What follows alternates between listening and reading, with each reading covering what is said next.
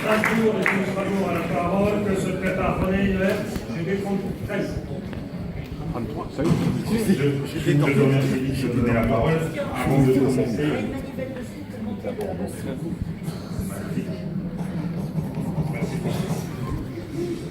Juste un petit message de la part des rapporteurs, si vous voulez bien ramener vos écrits pour qu'ils puissent les utiliser pour pouvoir faire la synthèse pour la fin de la journée.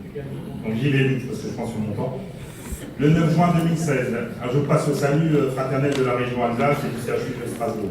Le 9 juin 2016, la région Alsace, on s'est donné rendez-vous avec les deux autres régions voisines, Champagne-Ardenne et la Lorraine, pour, au niveau de l'ARS Grand Est, pour manifester contre les GHT. Donc on a été reçus par des sous-représentants de l'ARS, vu que le directeur régional n'était pas présent, n'a pas voulu nous recevoir.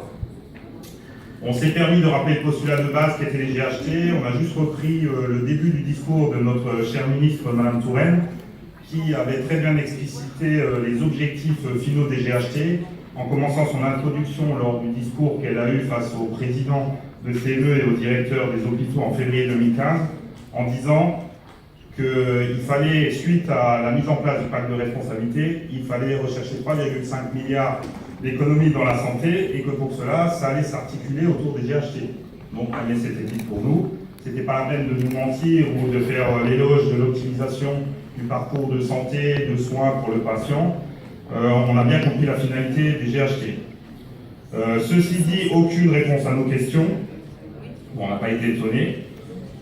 Par contre, on était content du succès de la mobilisation, mais on a eu énormément de frustration dans l'incapacité à freiner le rouleau compresseur qui a suivi avec les conventions constitutives et la mise en place des GHT. Dans la région Grand Est, on passe de 150 établissements à 13 établissements, et en Alsace, on passe d'une quinzaine d'établissements à 3 établissements. Donc on divise par 10 à peu près le nombre d'établissements. Donc ça donne un petit peu une idée de la réduction de l'offre de soins. Par la suite, j'ai eu en offre un entretien avec le directeur qui ne nous avait pas reçus, et il a dit, comme c'était en offre, qu'avec Force Ouvrière, on ne pouvait pas discuter. Pourquoi on ne peut pas discuter? Parce que nous avons des dogmes. Alors, je me suis presque excusé d'avoir des valeurs républicaines, parce que pour moi, le même soin pour tous, de même qualité et de même sécurité, bah oui, chez Force Ouvrière, je crois que c'est un dogme, et nous le soutiendrons jusqu'au bout.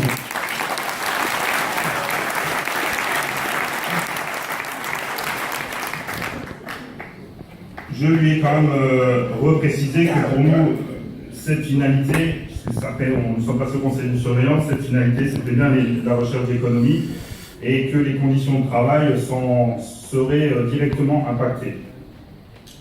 Je crois qu'aujourd'hui, on nous demande d'être les fossoyeurs de ce que nos collègues, nos pères, nos confrères ont bâti depuis 60 ans au niveau de l'hôpital public, et ça, on ne peut pas l'admettre. Il faut vraiment se poser la question, est-ce que nous voulons encore un hôpital public, et quel hôpital public nous voulons laisser dans l'avenir?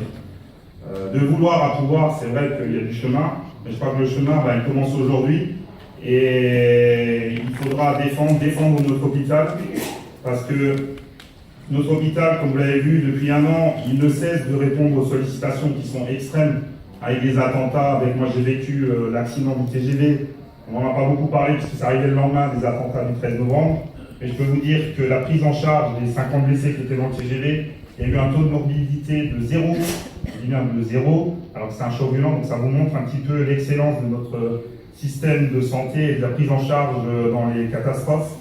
Je crois qu'aujourd'hui, il faut le reconnaître, il faut défendre notre hôpital et empêcher cet assassinat économique qui est orchestré par le gouvernement. Je dis assassinat, parce qu'on dit assassinat, ça veut dire préméditation, et pour moi, c'est clairement prémédité par notre gouvernement. Et je crois qu'aujourd'hui, avec la ligne directrice de Force Ouvrière et avec l'axe CGT Sud, on a les moyens de le défendre. Et il faut défendre notre hôpital, c'est lui qui nous soignera et nous sauvera demain, nous et nos enfants. Je vous remercie des Forces Ouvrières.